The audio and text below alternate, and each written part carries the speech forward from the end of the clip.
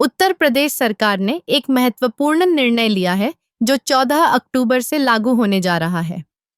इस निर्णय के तहत राज्य में सभी सरकारी विभागों और संस्थानों को अब केवल स्थानीय रूप से निर्मित वाहनों का ही उपयोग करना होगा। यह कदम न केवल स्थानीय उद्योग को बढ़ावा देगा, बल्कि रोजगार के अवसर भी पैदा करेगा। आप सोच रहे होंगे, यह निर्णय क्यों लिया गया? दरअसल, यह कदम आत्मनिर्भर भारत के लक्ष्य को साकार करने की दिशा में एक महत्वपूर्ण पहल है।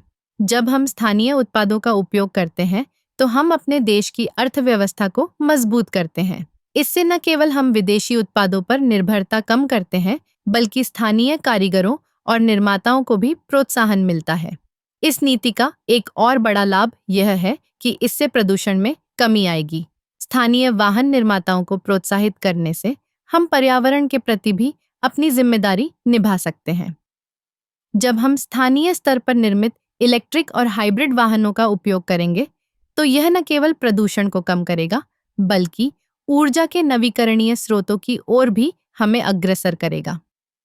सरकार ने इस नीति को लागू करने के लिए कई उपाय भी किए हैं, जैसे कि स्थानीय निर्माताओं को वित्तीय सहायता और तकनीकी सहयोग प्रदान किया जाएगा।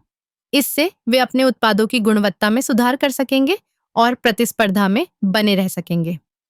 इसके अलावा यह निर्णय छोटे और मध्यम उद्योगों को भी एक नई दिशा देगा। जब सरकारी विभाग स्थानीय निर्माताओं से वाहन खरीदेंगे, तो इससे उनकी बिक्री में वृद्धि होगी। इससे न केवल उद्योग को बढ़ावा मिलेगा, बल्कि इससे जुड़े श्रमिकों के लिए भी रोजगार के नए अवसर पैदा होंगे। इस नीति का एक और पहलू यह है कि यह स्थानीय संस्कृति और पहचान को भी बढ़ावा देगा।